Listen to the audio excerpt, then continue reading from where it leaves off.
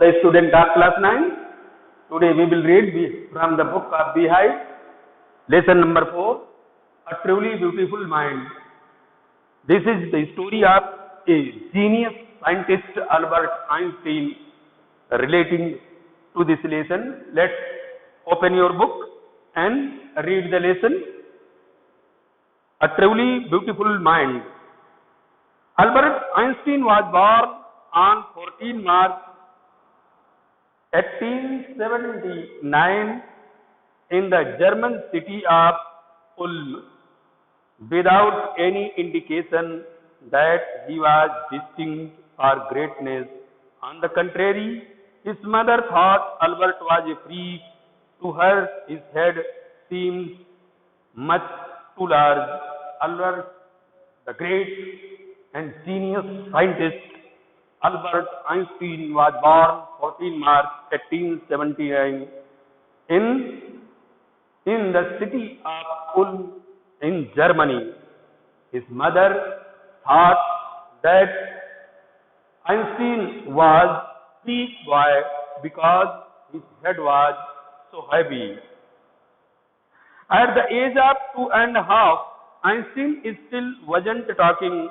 When he finally did learn to speak, he uttered everything twice. Einstein did not know what to do with other children, and his playmates called him brother boring. So the youngster played by himself much of the time.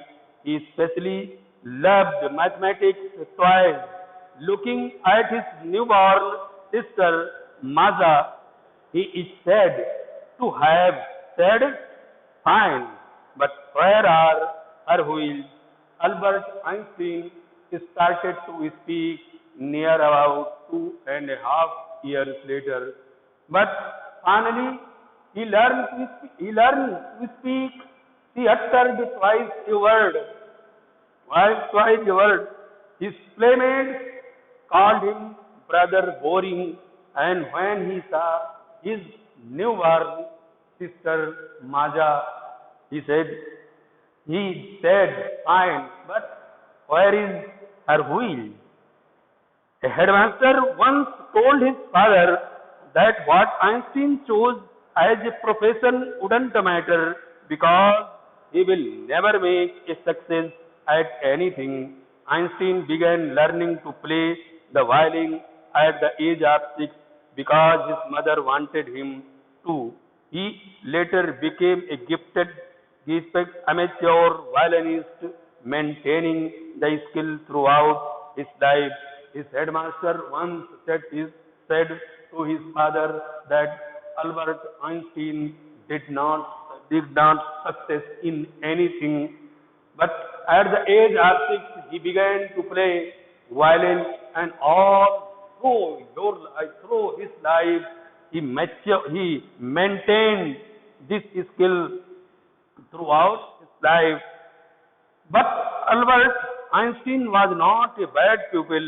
He went to high school in Munich, where Einstein's family had moved when he was 15 months old, and scored good marks at almost every subject.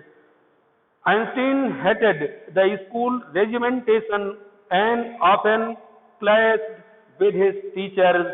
At the age of 15, Einstein felt so stiff there that he left the school for good.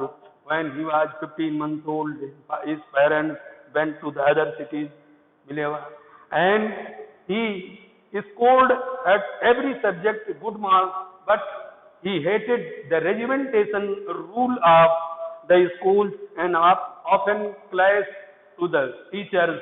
At the age of 15, for the benefit of the school, and he left the school.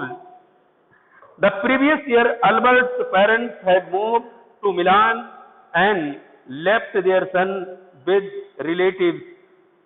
After prolonged discussion, Einstein got his wish to continue his education in German-speaking Switzerland, in a city which was more liberal than Munich. After prolonged discussion, Albert again agreed to read in the German-speaking Switzerland's school, which is more liberal than his previous school.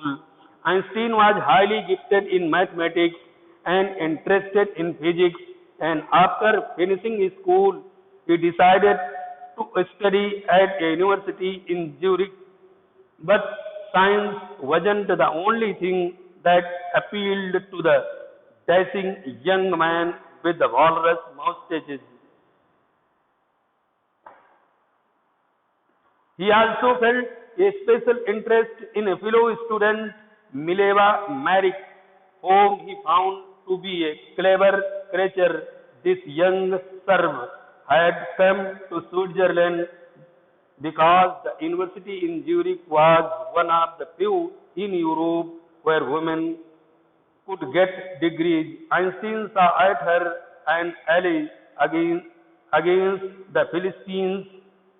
These people in the family and at the university with whom he was constantly at odds. The couple fell in love. Later survived in which they put their affection into words, mixing science with tenderness. Wrote Einstein, how happy and proud I shall be when we both have brought our work on relativity to a victorious, victorious conclusion. After Albert takes to interest in his fellow students, Mileva married and both fell in love, and they wrote a letter with very tenderness mixed with the science word. In 1900, at the age of 21, Albert Einstein was a university graduate and unemployed. He worked as a teaching assistant, gave private lessons, and finally secured a job in 1902 as a technical expert in the patent office in Bern, while he was actually developing his own ideas in secret. He is said to have jokingly called his desk drawer at the work of Bureau of the Theoretical Physics. One of the famous papers of 1905 was Einstein's special theory at relativity, according to which time and distance are not absolute.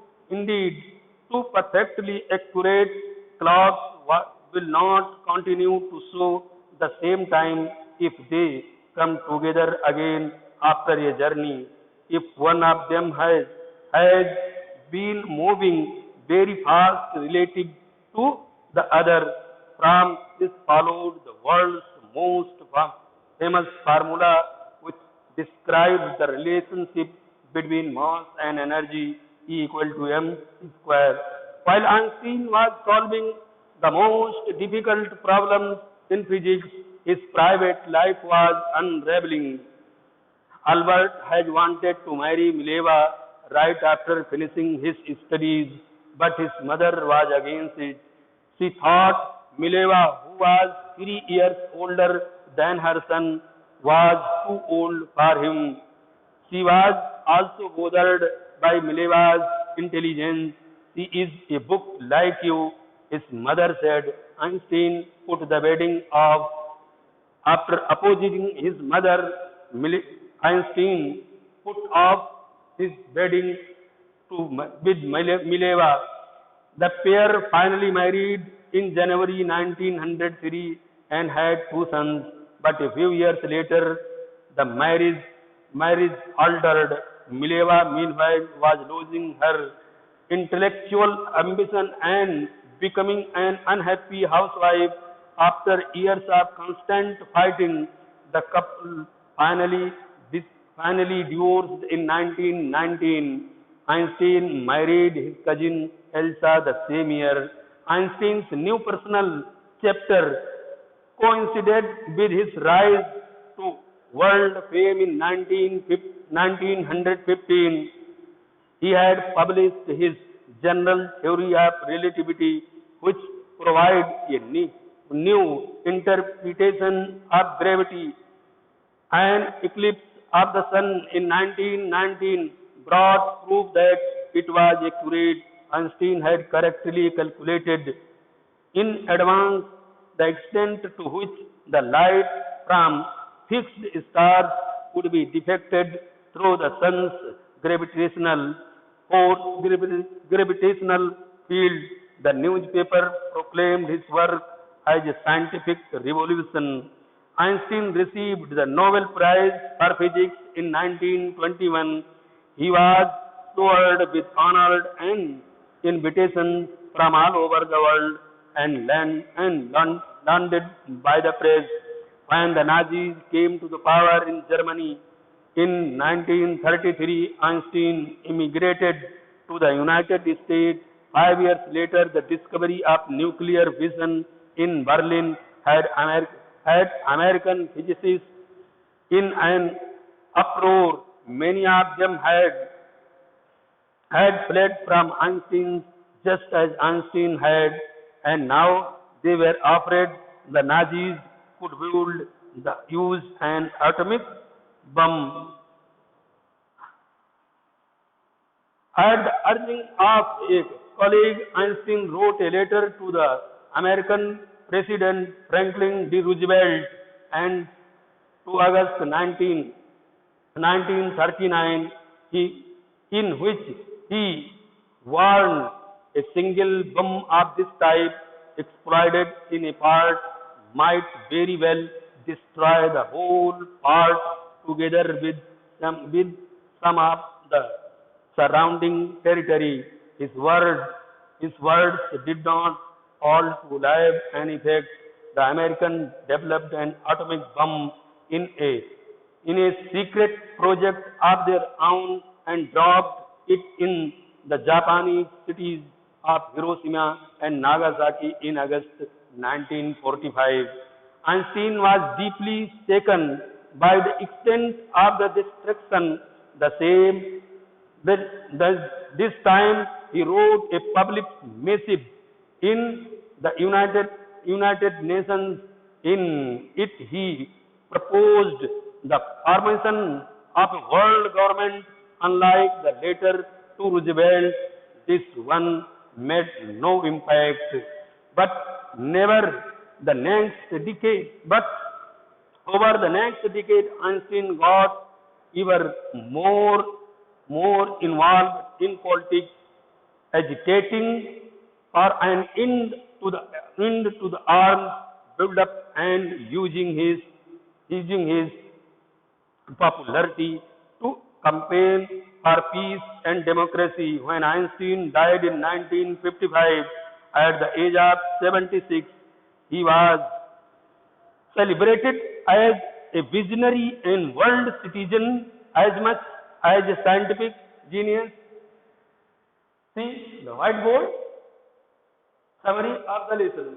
This is the story of genius scientist Albert Einstein, 1879 to 1955.